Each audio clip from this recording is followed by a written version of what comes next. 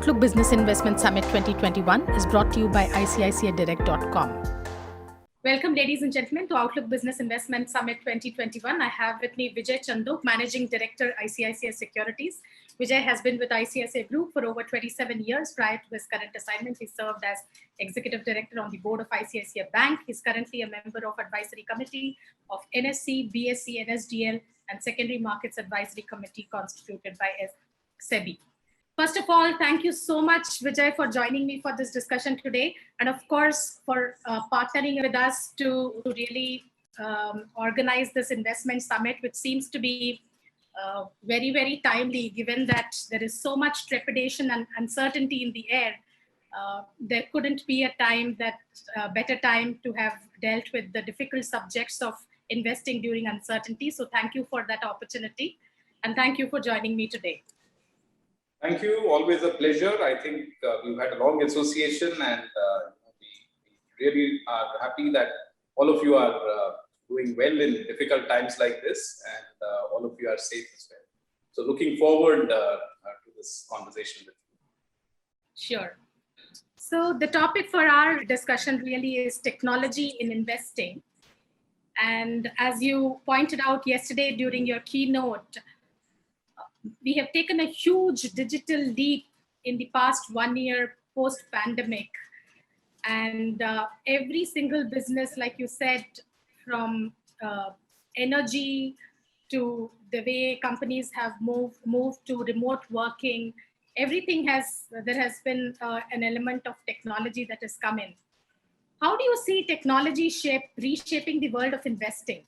Well, indeed, I think technology is transforming businesses, and it is throwing open new opportunities and also challenging traditional existing players, incumbent players. So, when you look at the investment world, what technology has really done, for starters, it has in a way democratized access to markets. In the olden format of operating, there was so much physicality involved in simply starting off a relationship to start your investment journey. That itself, in a way, was complex, time-consuming, and in some sense, a speed breaker.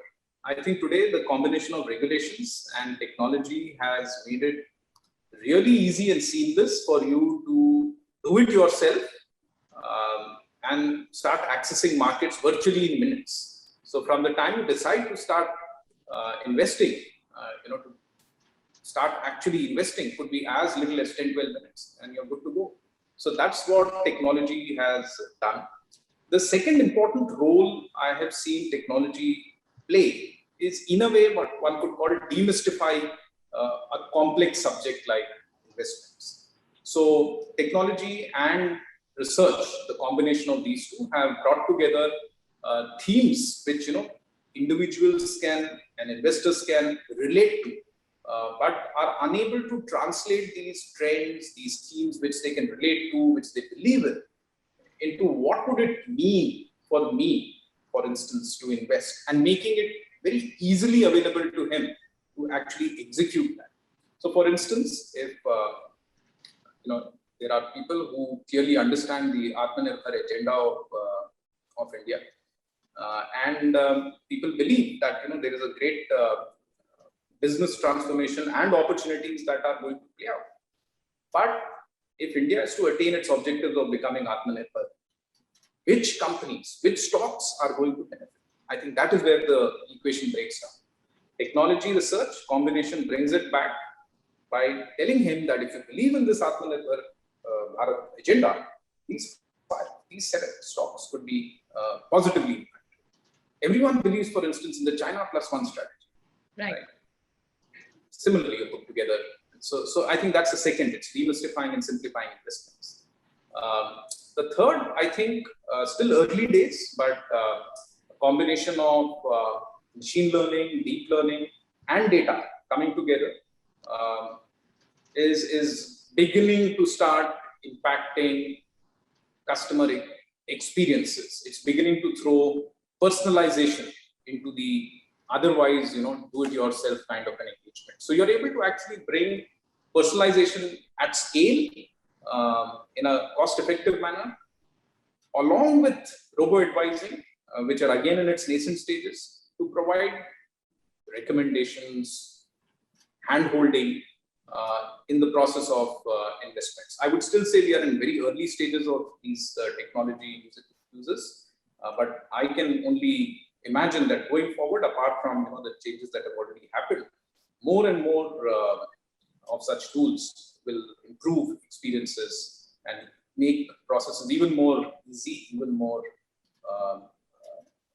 enjoyable as you're going through an otherwise complex subject like investments. Sure. If you can just expand a little bit on that thought in terms of what kind of innovation do you really see in terms of investment products in the coming few years? Yeah. So, when you look at products around, there have been some new products that in a way have already been introduced some time back, but it is yet to actually grow in scale. These are products in the domain of REITs. These are products in the domain of InvITs, which are basically hybrid instruments, not exactly debt, not exactly equity, but something which is a combo of both these. I think these are some products which have the potential for scaling up, particularly as India goes through its agenda forward. There is already tools which have come, which have brought very imaginatively product categories together. So you could construct portfolios which are a combination of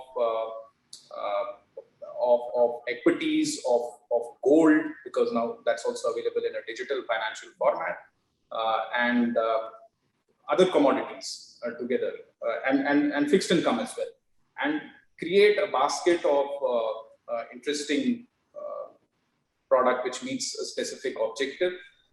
Particularly, one of the big needs of investors I find is retirement solutions, for instance. Mm-hmm. And here it's very difficult to just pick one instrument and try and find a retirement solution. It has got to be customized to your cash flow needs and dependable cash flow needs for 15, 20, 30, 40 years. It could be as long as that. How do you do that? So I think innovations around product categories coming together is something that I expect again to happen going forward. Access to overseas markets. I think that's another trend that we are beginning to see today. It's not just Indian equities, but if investors want to invest, buy a Facebook share or an Apple share or a Google share, stuff that they use on a day-to-day basis. Today it is possible, and I can see that trend becoming more popular amongst the investors. So I guess some of them are visible, some of them are in nascent stages, and some of them are going to scale up as we move forward. I think that this is, of course, apart from the traditional products of equities, debt, mutual funds, and so on and so forth. So talking of global equities, I guess ICICI Direct already has offerings for trading in global stocks. That apart, what kind of scope do you see for ICICI Direct to bring in, products, innovative products that are a bet on global equities, both in terms of stocks, funds, ETFs across the world? Yeah. So one thing that we have done, we started off by offering global equities, but restricted it really to only the US markets. Very recently, we have now started expanding to include few other markets. So it is now possible to invest beyond US into certain European and Asian markets. So that's another sort of a new offering that's now available and an option that's available to investors. The other aspect that we see is the emergence of feeder funds. So there are many fund managers who are experts, and they are using that expertise to and their research prowess to provide investment opportunities in US markets. So those are things which come from time to time, and that is something that is also now going to sort of scale up and be available as an option to investors. In addition to that, we also find that, there are many startups that have started coming and attracting very, very sort of huge valuations. And many investors are expressing an interest to actually participate in this, because by the time they normally get a chance to participate, it's too late. So I think even there are funds which are getting put together in the marketplace, which provide an opportunity for investors to actually put money, which in turn would be pooled in form of a fund to invest pre-IPO into these kind of options. But one clearly needs to keep in mind that these are high-risk investments, and it has to be properly understood, and the implications has to be properly kept in mind before making such investments, and it should be largely restricted to only those investors who have that sophistication. Right. So I would think that these are the ways in which there would be growth in these new style investments. Sure. I mean, as you rightly pointed out, there is a lot of appetite now for all these pre-IPO purchases and stuff like that, because there is so much, I don't know if it's exuberance or not, but definitely there is a lot of excitement around startups. And in the past 1 year, if you see, there has been a huge surge in even seed funded startups. A whole bunch of new set of entrepreneurs, young entrepreneurs are coming up. Do you see ICICI Direct becoming a crowdsourcing platform of sorts? Because this again is emerging as a huge new area where mid-net worth individuals are interested in taking a bet on. Very interesting question, and let me share with you. Interestingly, we recently had some internal discussion on our way forward, some of the new things that we should be doing. And the very point that you said came out as an area for us to think about, the entire startup ecosystem. And I think as a firm, we have certainly decided to focus on that as an opportunity, both for ourselves and obviously for our customers. To begin with, our thinking is more basic than what you just said. We have started engaging them to enable us to access their services, which in turn could be sort of converted to customers. So those kind of propositions, which otherwise they find it very difficult because they have a great proposition, but they do not have access to customers. And I think that's something that connection is something that we can bring on the table. So we've started doing that in a very conscious manner. A team has been set up for that, and we are starting to do that. That's only the first point. Yeah, that's exactly the point, because there are a whole lot of platform companies like AngelList and all of these, which probably don't have the customers, but they are able to do a good job of putting this and making that connection. But you already have a large customer base, and this should be a relatively easier part to fix. Yeah, so that's right. So that's the way we are beginning to commence this journey of engaging. But we believe that over a period of some time in the future, we will be able to open our platform directly for investors to invest. Of course, one has to keep in mind, it is not, you use the word crowdsourcing, and I would be very cautious to use that word when I'm sort of expressing this. It is certainly got to be, first of all, subject to legal and regulatory sort of sight on this kind of stuff, which is still something that we have to go through. But the thought is that if once, assuming that all of these are done properly, then restricted to a segment of customers, not like to the mass retail, but a very specified segment of customers, who in turn can then engage these companies for investment participation, which is otherwise not available for such people to do this. And then they can, as you said, allocate some part of their investment capital to such funding opportunities. But that's not just now, that's more into the future. Our beginning is to just give them access to customers through our platform to begin with, for offering their service, whatever it is. Sure, good to hear that. Can you give us a glimpse of what kind of innovations, are there any that you are working at right now? Anything that you're really excited about? No, absolutely. I think I'm pretty excited about the opportunity that is coming I would say not necessarily coming, but it's probably already there, and it's going to come out in large numbers. The young millennial Gen Z population coming into economic India, the point that I was mentioning in my keynote. I would think every year our assessment is that close to 1.5 million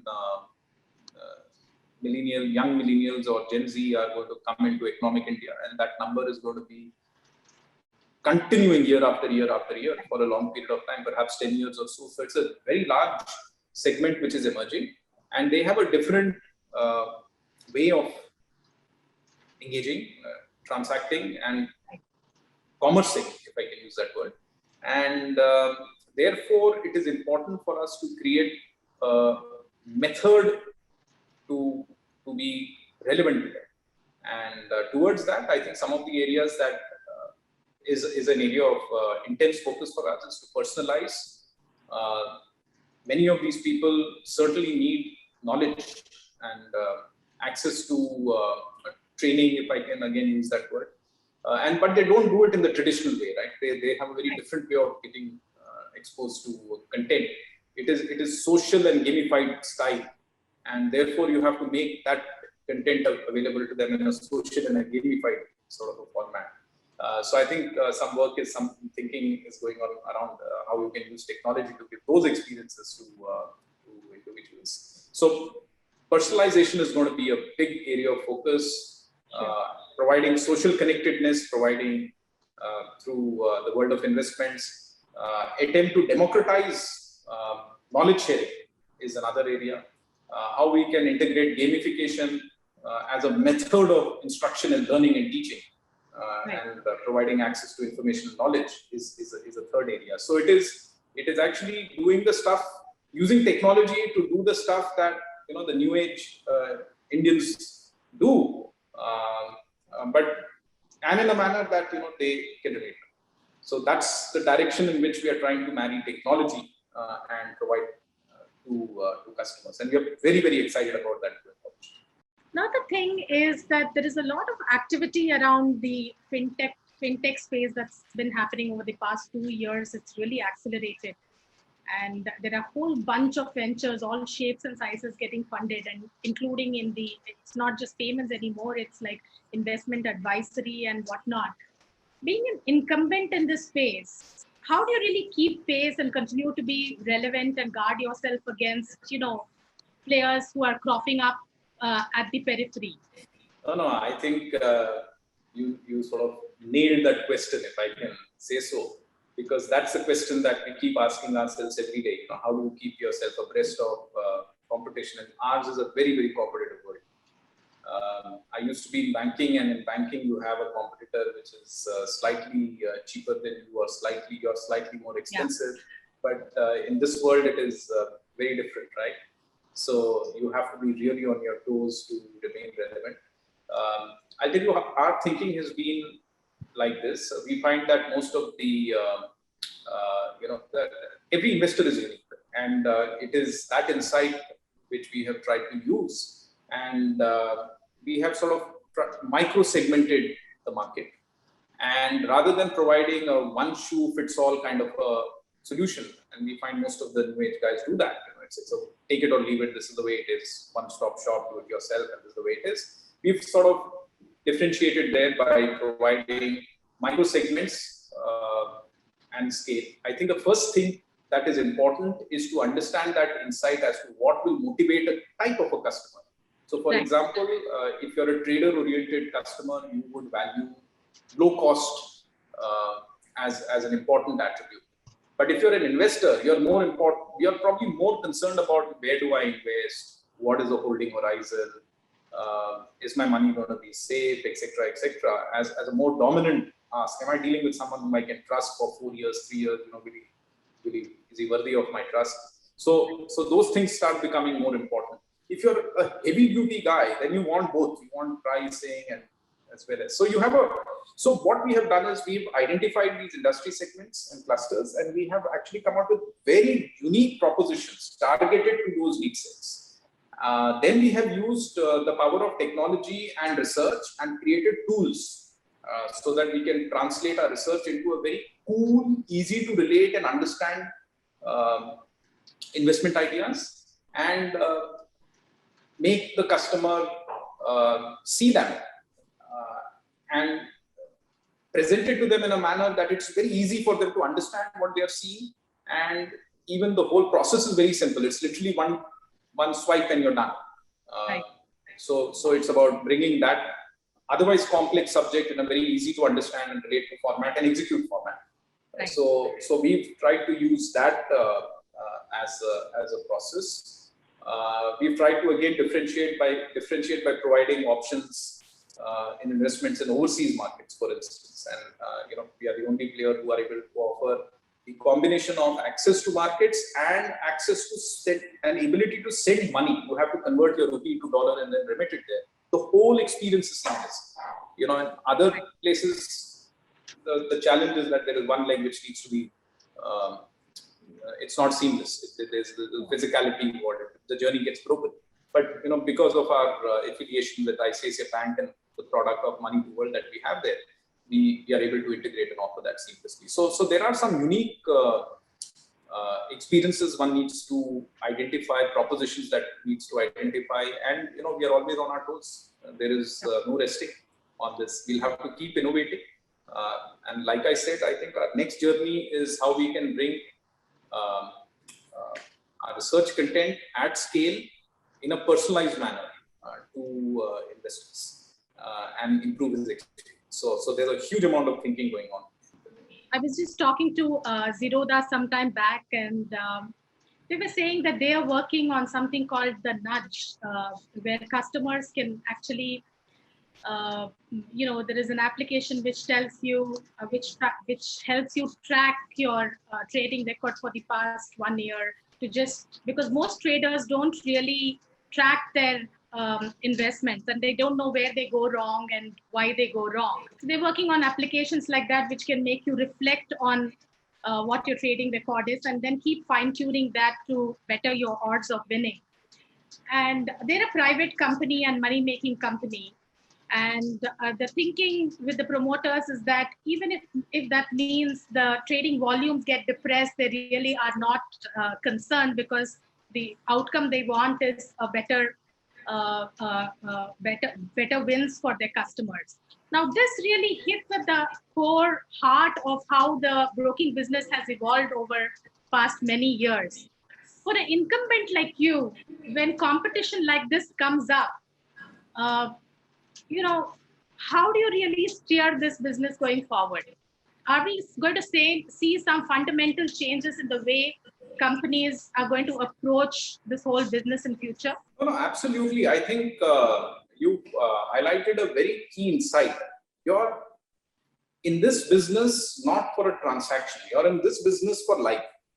You're dealing with a customer's money, and your role is to facilitate that investment to enable the customer realize his dream. So I think of it as, you're in the business of facilitating customers' aspiration, customers' dream, and it's a very big responsibility. And I think that is a philosophy, and that is a culture, and that is a attribute that we have ingrained very, very early on in our method of engaging and dealing, and it has to be reinforced again and again and again. Interestingly, on the point that you said about some of these risky elements that come in, and how you alert customers, our approach in the past has been actually that we pre-select such risky instruments and take it out of our platform, so it never comes onto our platform. That's the approach that we have been taking. So in a way, we've been sort of following this from inception.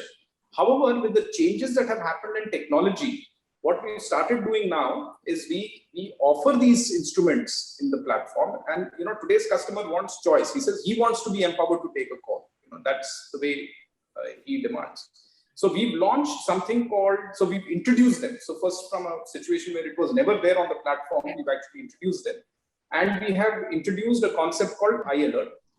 And that alert actually pops up when a customer tries to buy or transact in that particular security. and highlight some of the issues. It could be a penny stock, it could be something which is under high pledge by the principal shareholders, and so on and so forth. There are a number of rules that have been laid out, some 6-7 rules, and they just pop out, whichever is the risky rule. So we've started doing that. We've actually launched many more payoff analyzers. People know that, okay, what is the risk reward equation of a certain strategy? Right. It's high payoff analyzer for certain strategies. A number of such tools have been launched by us in the recent past to facilitate safe investment by investors. And I think going forward, one of the areas that we want to focus on is to get a P&L kind of a sense of every investor, so that we are able to alert him that how much money you've been making and what strategies you need to change. It's like showing a mirror that this has been actually a performance over time with your strategy, that maybe you want to change it, maybe you want to continue with it, and so on and so forth. So I think it's a very important responsibility of the industry to ensure that you keep the trust of investors, because this is a business of a lifetime. Just one last question. 5 years hence, what do you think? How do you see ICICI Direct in terms of the complexion and character of the company? Would it look very different from what it is today, or do you see incremental changes? No, I think the big shift that we would see in ICICI is that our vision that we have articulated of becoming an entity which services a financial services requirement of an individual, a retail Indian. As he goes through his life stage, we find that an individual is different when he's in his 20s. His aspirations and needs evolve when he enters a different age bracket, and it keeps moving with time. There are times when he wants to do some very basic investment. As he becomes wealthier, his risk appetite increases. There is more demand for more complex investment options. There are times when he wants to protect his life, where he wants to protect his assets, he wants to protect his health. Similarly, there are times when he wants to borrow, buy a house, build a car, buy a car, or build whatever, improve his lifestyle, for his needs. So all these borrowing requirements that come up in this life, all these protection requirements, and the entire gamut of investment options, from basic to more complex, is something that we have started identifying systematically as a need set, and we started filling up the gaps that are there. And what is most critical and most important is that it is to be delivered to him in a personalized digital format. So an ICICI Direct for Mahalakshmi should look very different from an ICICI Direct for Vijay Chandok, so that you're dealing with your ICICI Direct, and it's a one place for you, for your go-to place for everything that you would need, right from your investments, right up to your borrowing, and with an open architecture. So it could be a kind of a place like an Amazon store, so to speak, of everything that of every brand that is there.